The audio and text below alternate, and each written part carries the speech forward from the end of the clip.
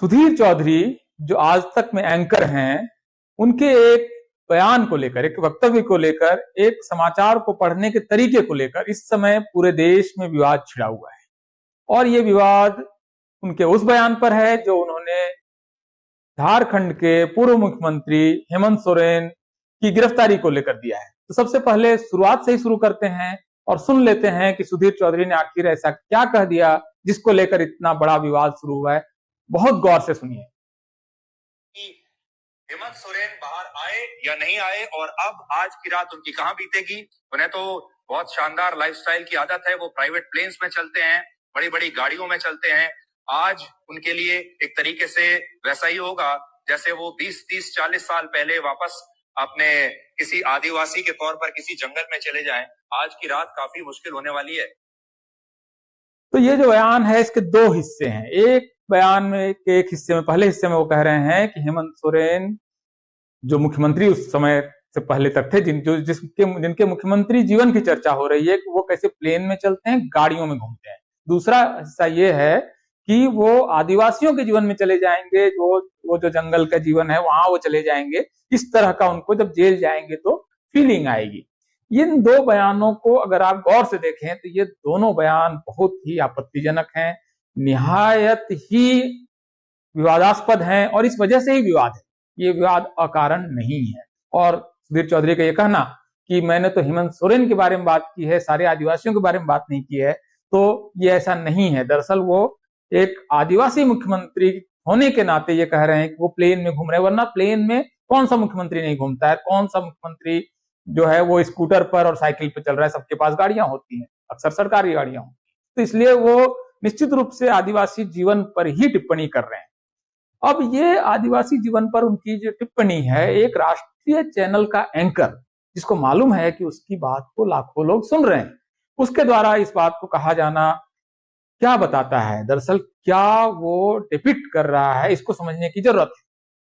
मैं ये समझने की कोशिश करूंगा इस वीडियो में कि सुधीर चौधरी का ये जो दिमाग है, उनका जो माइंडसेट है, उनके सोचने का जो तरीका है, उनका जो बुद्धि विवेक का क्षेत्र है, उसका एक तरह से सीटी स्कैन या एक्सरे करने की कोशिश करेंगे कि आखिर सुधीर चौधरी ने ऐसा क्यों कहा। और ये बहुत जरूरी है क्योंकि हम सारे लोग इस तरह की गलतियां विभिन्न समुदायों के भी बारे में करते हैं।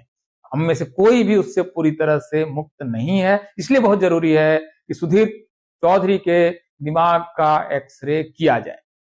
मैं इसके दो प्रमुख कारण मानता हूं जिसकी वजह से सुधीर चौधरी ने आदिवासियों के बारे में इस तरह की टिप्पणी की कि उसका मुख्यमंत्री प्लेन में क्यों घूम रहा है, गाड़ी में क्यों घूम रहा है, और दूसरा कि वो एक जंगल वाले जीवन में है 30 साल पहले तक। ऐसा उनकी जो परिकल्पना है, ये एक परिकल्पना कहां से आई होगी? तो सुधीर चौधरी के जीवन में आदिवासी कहां आया होगा, उन्होंने आदिवासियों के बारे में कहां से जाना होगा, इसको अगर समझने की कोशिश करें तो शायद क्षेत्र आसान हो जाएगा। नंबर वन, आदिवासी, क्योंकि उन जो आदिवासियों का जो मूल रूप से ज्यादा क्षेत्र है वो जहां के हैं वहां से दूर है, वो हरियाणा के हैं, तो ये उनके जीवन में, उनके गांव में जाहिर है कि इस तरह के कोई व्यक्ति नहीं होगा, तो आदिवासियों के बारे में उनको जानकारी नहीं होगी। जब वो स्कूल कॉलेज के दिनों में बड़े हो रहे होंगे तब उनको बहुत सारी चीजें उनके बारे में पता चली होंगी, और वो पता चलना मुख्य रूप से फिल्मों से हुआ होगा। फिल्मों में उन्होंने जीवन में पहली बार आदिवासी देखा होगा, और फिल्मों का आदिवासी कैसा होता है, यहां से समस्या खड़ी होती है। फिल्मों में आदिवासी आमतौर पर जंगल में वो कुछ पंख वगैरह लगाकर और भैंस की सींग लगाकर नाचता हुआ व्यक्ति के रूप में आता है। मैं आपको एक फिल्म का गाना सुनाता हूं और इसको अगर आप देखें तो आपको पता चलेगा कि आदिवासियों के बारे में इस तरह की परिकल्पना कहां से आई है। ये फिल्म शालीमार है और 1978 की फिल्म है। धर्मेंद्र और जीनत अमान की फिल्म है। इसका एक गाना आप लोग, बहुत पॉपुलर गाना है, इसको सुनिए।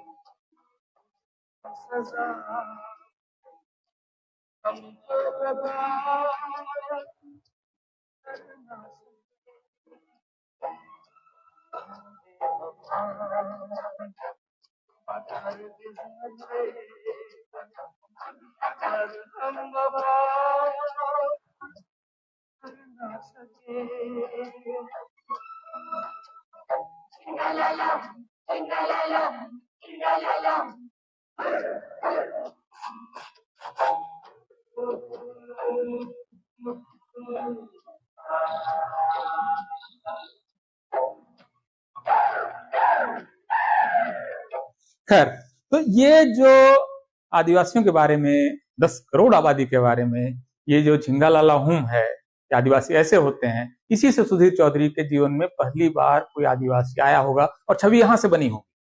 और ऐसा नहीं है कि सिर्फ ये शालीमार फिल्म में हुआ है।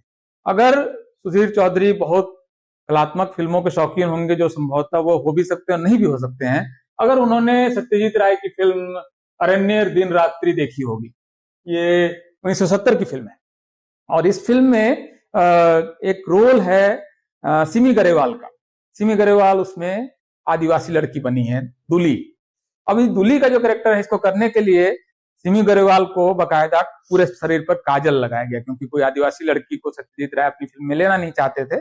तो आदिवासी कैरेक्टर करने के लिए सिमी गरेवाल को पूरे बॉडी पर वो ब्लैक फेस जिसको बोलते हैं फिल्मों में होता है, जो एक समय जब हॉलीवुड की फिल्में बनती थी तो जो कि ब्लैक एक्टर्स नहीं लिए जा सकते थे, ब्लैक्स के साथ काम लोग नहीं करते थे, तो इसलिए ब्लैक बनाए जाते थे उसी तरह से। तो उसी तरह से सत्यजीत राय ने किया, और उस दुली का कैरेक्टर जो है वो आज की तारीख में सत्यजीत राय ये फिल्म नहीं बना सकते हैं, क्योंकि आदिवासी को बहुत खराब लाइट में उसमें दिखाया गया, बहुत खराब तरीके से दिखाया गया है, और किस तरह से वो सेक्सुअल वो डिपिक्शन है वो बहुत आपत्तिजनक है। या इसके अलावा आप जो फिल्में देखिए ना, आक्रोश, आक्रोश जो फिल्म है ओमपुरी की, बहुत सारे नेशनल अवार्ड वगैरह मिले हैं, उसमें जो आदिवासी का कैरेक्टर है वो किस तरह से उत्पीड़न सहता है, और उत्पीड़न सहना ही मतलब आदिवासियों का डिपिक्शन है, उसी रूप में उनको दिखाया जाता है। इवन आप जय भीम फिल्म में भी आदिवासी जो क्या करता है, वो उत्पीड़न सहता है और उसके बाद उनका कोई रक्षक आता है। इसके अलावा RRR, न्यूटन, ये सारी फिल्मों में आदिवासी जो है वो डॉक्टर नहीं है, इंजीनियर नहीं है, सरकारी कर्मचारी नहीं है, वो नेता नहीं है, वो सामान्य जीवन नहीं जी रहा है, वो एक शहर में उसका घर नहीं है, वो प्रोफेसर नहीं है, वो क्या है, वो उत्पीड़न सहता हुआ एक आदमी है, या फिर झिंगालाला करके नाचता है। ये जो सुधीर चौधरी के जीवन में जब ये फिल्में आई होंगी तो ये उनका आदिवासी है, और ये बहुत लोगों का आदिवासी, बहुत लोगों को लगता है कि आदिवासी ऐसे ही होते हैं, या तो वो मारपीट खाते हैं और उनका बलात्कार होता है, या फिर वो शोषण होता है, यौन शोषण, या फिर वो झिंगालाला करके नाचते हैं। ये जो आदिवासियों के बारे में छवि बनी है, ये छवि मेरे ख्याल से पहला अपराधी है जिसकी वजह से सुधीर चौधरी ने ये वक्तव्य देने का अपराध किया है। तो अपराध का स्रोत वहां पर है। दूसरा स्रोत क्या है, सुधीर चौधरी अपना पढ़ाई लिखाई करते हैं, उसके बाद नौकरी वगैरह ढूंढते होंगे, उनको एक नौकरी मिलती होगी, उसके बाद वो दिल्ली में एक के बाद एक 6-7 जगह नौकरी करते हैं, कहीं से निकाले जाते हैं, कहीं नौकरी बदलते हैं, ये करते हुए नौकरी करते हैं। पूरे जीवन में, पूरे जर्नलिस्टिक करियर में सुधीर चौधरी के जीवन में क्या कोई भी आदिवासी पत्रकार आया होगा? कोई चैनल में कहीं पर कोई एंकर, प्रोड्यूसर या कोई राइटर? मेरा अपना अनुमान है कि आदिवासी उनके जीवन में नहीं आया होगा कोई पत्रकार। दिल्ली में अगर 10 से 15 हजार पत्रकार हैं, उसमें से टेलीविजन में, राष्ट्रीय चैनल में कोई आदिवासी पत्रकार नहीं है, खास करके मेनलैंड आदिवासी, जो मतलब इधर गोंडवाना क्षेत्र और झारखंड, छत्तीसगढ़ से लेकर आपको उधर दक्षिण के हिस्से तक और महाराष्ट्र वगैरह, कोई आदिवासी तो उनके जीवन में नहीं ही आया होगा। तो चूंकि उनके जीवन में कोई आदिवासी आया ही नहीं है, आप कल्पना कीजिए कि आज तक के न्यूज रूम में, उस न्यूज रूम में सिर्फ एक आदिवासी लड़की है, एक आदिवासी लड़का होता, तो भी क्या सुधीर चौधरी ये कहता कि जंगलों में रहते हैं आदिवासी और वो उनका मुख्यमंत्री, उनके समुदाय से आने वाला मुख्यमंत्री प्लेन पे क्यों घूमता है? निश्चित रूप से इस बात को सुधीर चौधरी नहीं कहते। इस बात को सुधीर चौधरी इसलिए कह रहे हैं क्योंकि जो भारत का शहरी जीवन है, जो एक इलीट स्पेसेस हैं, जो मीडिया है, वहां पर आदिवासी नहीं है। अगर वे होते तो सुधीर चौधरी ये गलती नहीं करते। ये गलती वो कर रहे हैं, इसका मतलब है कि सुधीर चौधरी के जीवन में कोई आदिवासी नहीं आया है। और ये डाइवर्सिटी की कमी इस तरह की तमाम समस्याओं को जन्म देता है, क्योंकि आपके स्पेसेस में वो लोग हैं ही नहीं, आप उनको देख ही नहीं रहे।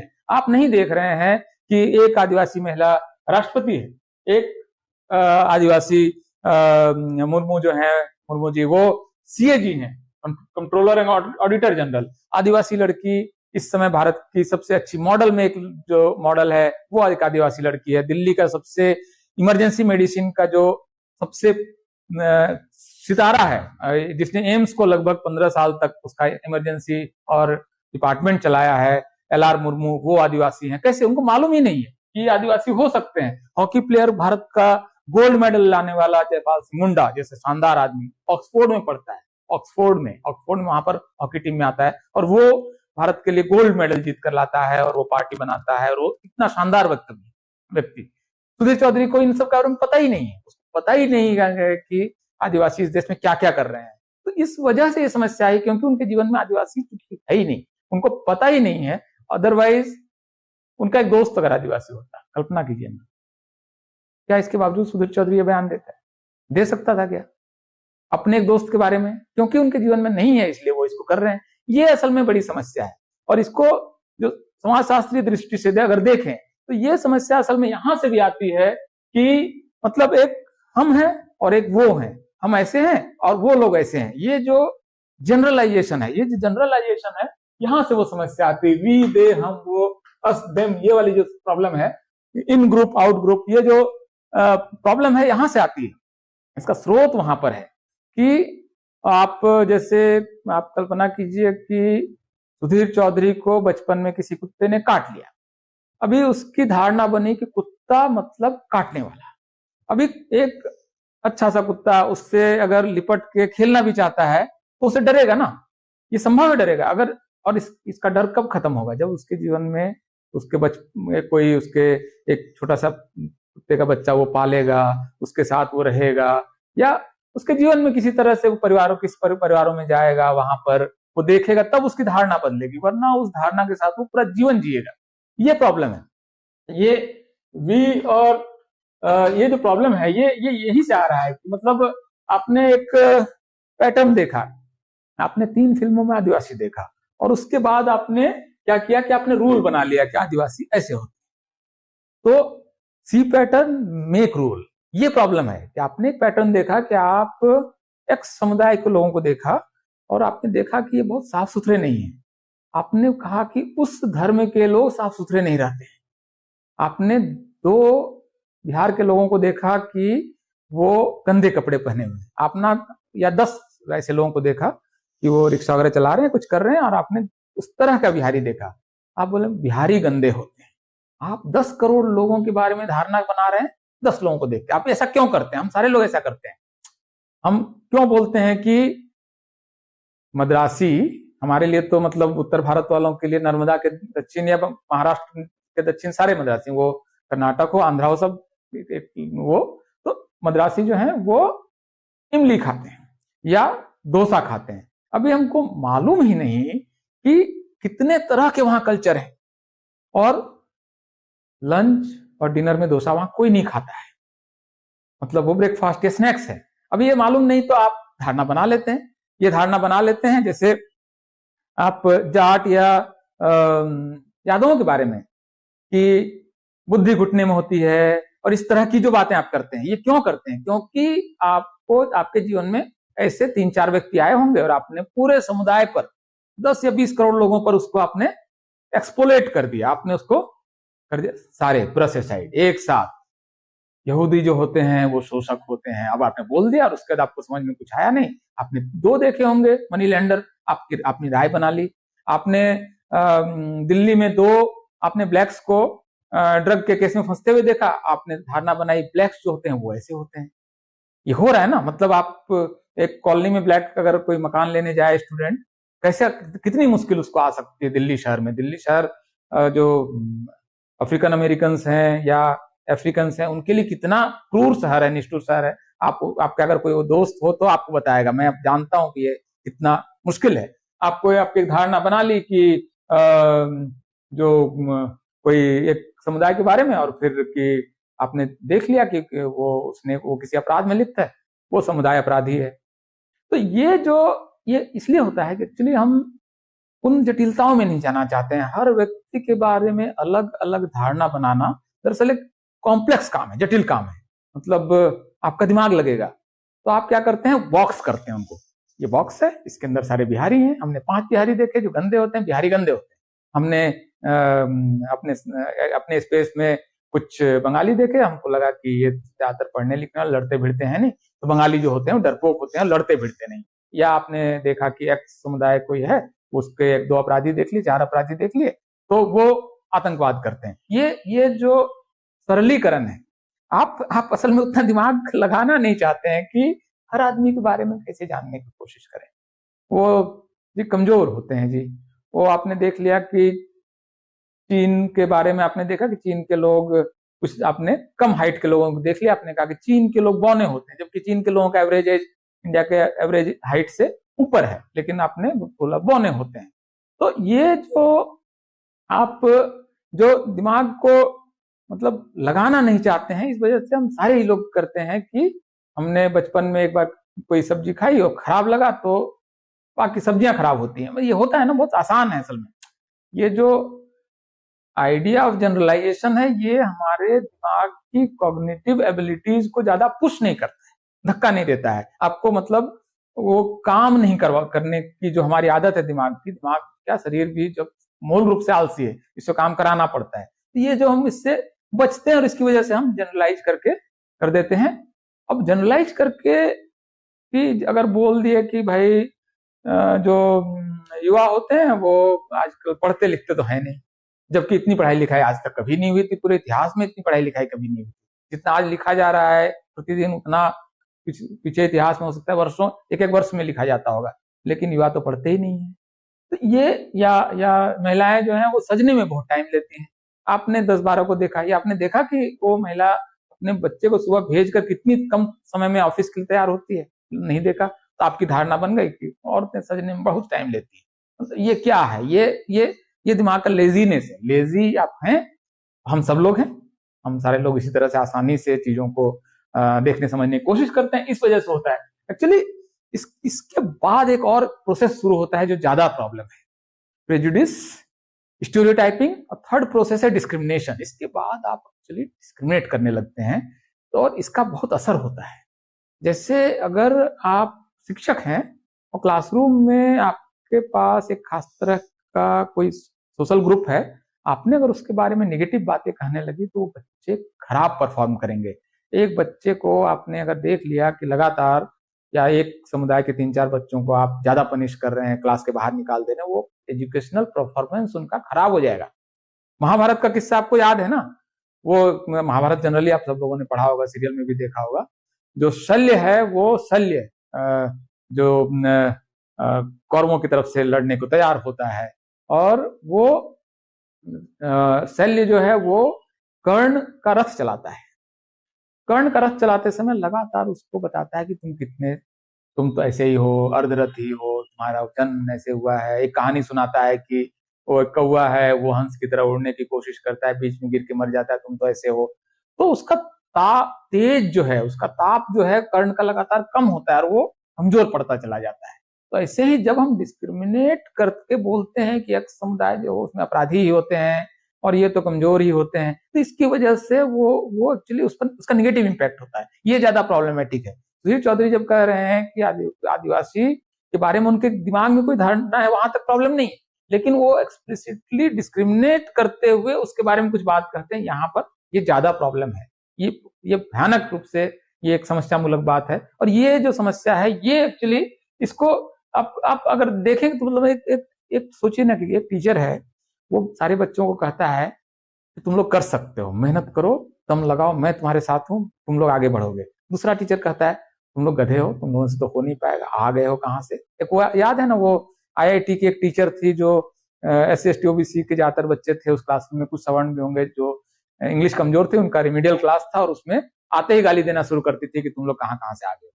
तो वो बच्चे खराब परफॉर्म करेंगे, एक्चुअली उनके परफॉर्मेंस पे इंपैक्ट आएगा। और वो ग्रोथ माइंडसेट जो नहीं देना है, ग्रोथ का माइंडसेट जब टीचर्स नहीं देते हैं, आप अपने पड़ोसी को, अपने दोस्त को, अपने जान पहचान के लोगों को जब आप ग्रोथ का माइंडसेट नहीं देते हैं, तो उनके परफॉर्मेंस को आप नीचे की तरफ पुल करते हैं। ये एक्चुअली यहां से वो बड़ी प्रॉब्लम आती है। और जैसे मैंने आपको कहा कि सुधीर की जो प्रॉब्लम है वो मेरे ख्याल से प्राइमरी सोशलाइजेशन की प्रॉब्लम है। वरना मैं आपको एक और उदाहरण दे रहा हूं कि 7 और 8 साल के बच्चों को जब वो मिड डे मील में इसलिए नहीं खाते हैं कि दलित महिला ने बनाया है, तो आखिर कौन है जो उन बच्चों को बता रहा है कि आप को किसी का हाथ का छुआ हुआ नहीं खाना है? वो परिवार है, वो समाज है जो उसको बताता है। ये प्राइमरी सोशलाइजेशन है। बचपन से इसी तरह की बातें सुनते हुए बड़े हो रहे हैं। वो फिल्में देख रहे हैं, कचरा, अभी लगान फिल्म में आशुतोष गवारीकर ने कैरेक्टर खड़ा किया, दलित कैरेक्टर ऐसे तो कम दिखाते हैं, दिखा रहे हैं तो दिखा रहे हैं क्या? कचरा है, उसको कुछ नहीं आता है, पड़ा रहता है, उसका तो जी पोलियो है इसलिए उसके हाथ से बॉलिंग हो जाती है, मतलब कोई गुण ही नहीं है। एक गुण है वो भी पोलियो से आया है, उसका निजी गुण नहीं।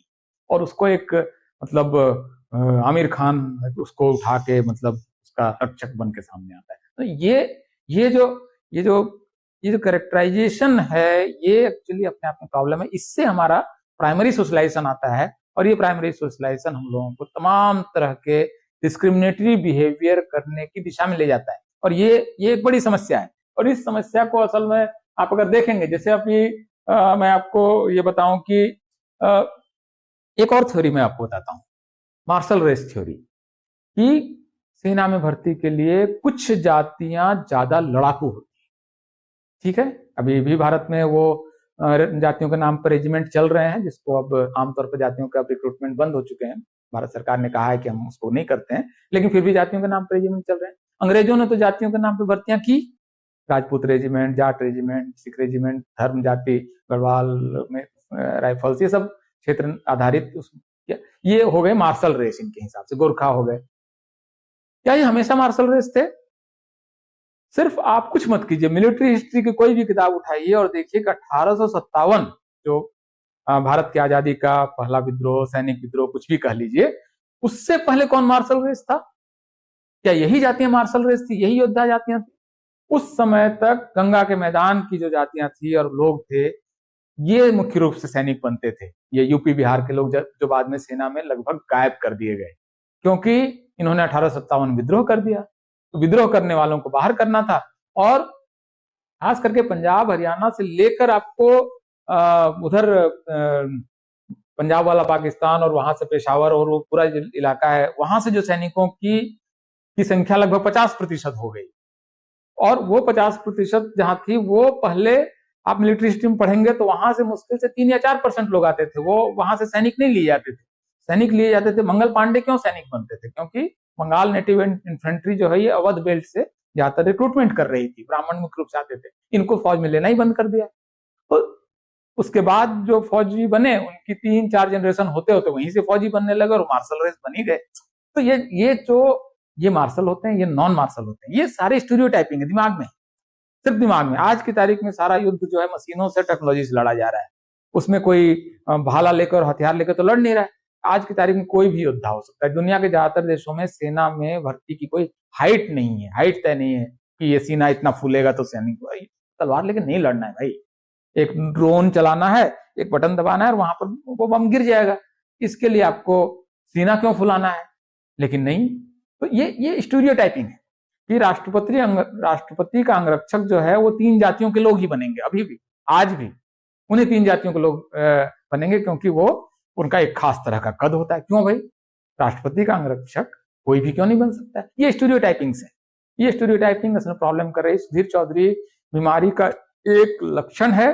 सुधीर चौधरी पूरी बीमारी नहीं है, और इसलिए हमको स्टीरियोटाइपिंग, प्रेजुडिस और डिस्क्रिमिनेशन तीनों से मुक्ति पानी है, अगर हम एक अच्छा राष्ट्र और एक अच्छा समाज बनाना चाहते हैं। बहुत बहुत शुक्रिया, धन्यवाद।